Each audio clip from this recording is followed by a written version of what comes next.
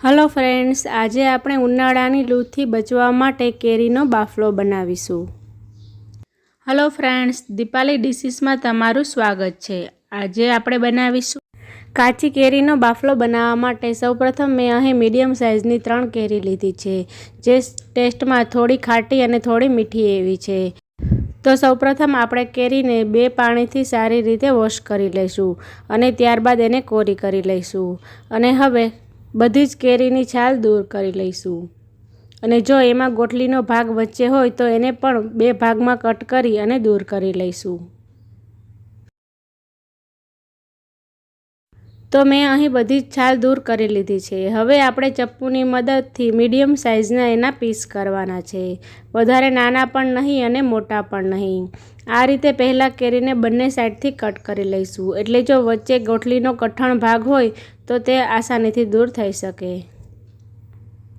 તમારે જો પીસ ના કરવા હોય અને કેરીને ખમણી હોય તો એ પણ ખમણી શકો છો। તો બધી જ કેરીના પીસ થઈ ગયા છે। હવે આપણે એક કુકર લઈશું અને બધા જ પીસ એમાં એડ કરી દઈશું।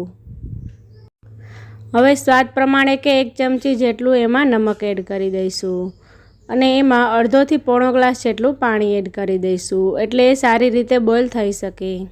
હવે કુકરનું ઢાંકણ બંધ કરી મીડિયમ ગેસની ફ્લેમ પર 3 વિસલ થાય ત્યાં સુધી આપણે એને બોઇલ કરી લઈશું। કુકરનું પ્રેશર રિલીઝ થાય ત્યારબાદ આપણે એને ખોલીને ચેક કરી લઈશું।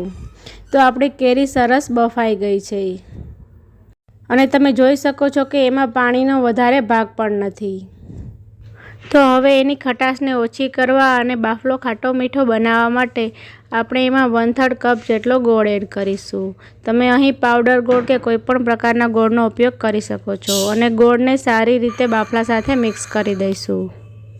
થોડીવાર માટે ચમચેથી હલાવશો એટલે સારી રીતે ગોળ અને બાફલો મિક્સ થઈ જશે, કેમ કે બાફલો ગરમ છે એટલે ગોળ એમાં ઓગળી જશે। થોડો એવો ગોળ એમાં ઓગળી જાય ત્યારબાદ આપણે એમાં મસાલા કરીશું, એટલે કે એમાં 1 ચમચી જેટલો બ્લેક સોલ્ટ એટલે કે સંચર પાવડર એડ કરીશું, જેનાથી શરબતનો ટેસ્ટ એકદમ સરસ આવશે અને સાથે 1 ચમચી જેટલો મરીનો પાવડર એડ કરી દઈશું। હવે આ બંને વસ્તુને એકવાર સારી રીતે મિક્સ કરી લઈશું। હવે આ મિક્સરમાં આપણે 1 મિનિટ માટે બ્લેન્ડર ફેરવી લઈશું, એટલે આપણું સ્મૂધ એવું મિક્સર તૈયાર થઈ જાય। તો હવે આપણા બાફલા માટેનું મિક્સર રેડી થઈ ગયું છે। મિક્સર સાવ ઠંડુ થાય ત્યારબાદ આપણે એને કાચના કન્ટેનરમાં સ્ટોર કરી ફ્રીજમાં 2 મહિના સુધી અને ફ્રીઝરમાં 4 મહિના સુધી આપણે રાખી શકીએ છીએ।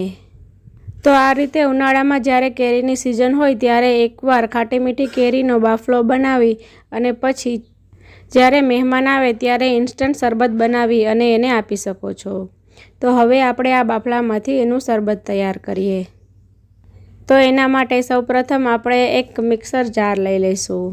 હવે એમાં જે આપણે બાફલો બનાવીને રાખ્યો હતો એ 2 ચમચી જેટલો એડ કરી દઈશું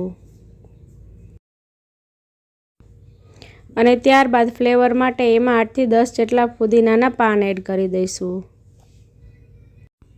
પુદીનાના પાન તમે આ શરબતમાં સ્કીપ પણ કરી શકો છો।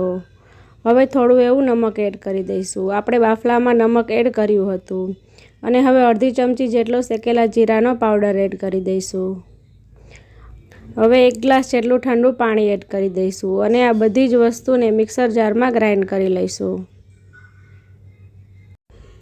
ગ્લાસનું કોટિંગ કરવા માટે એક વાસણમાં અડધી ચમચી જેટલો મરચું પાવડર એડ કરીશું અને શરબતનો ટેસ્ટ ખાટો મીઠો આવે એના માટે અડધી ચમચી જેટલો છાશનો મસાલો એડ કરીશું અને હવે આપણો ગ્લાસ છે એની કોર ઉપર આપણે લીંબુને સ્પ્રેડ કરી દઈશું અને હવે જે મસાલો બનાવીને રાખ્યો છે તેમાં ઊંધો ગ્લાસ આ રીતે ફેરવી અને એનું કોટિંગ કરી લઈશું અને આપણે જે શરબત બનાવીને રેડી કરીને રાખ્યું છે એ ગ્લાસમાં પોર કરી દઈશું।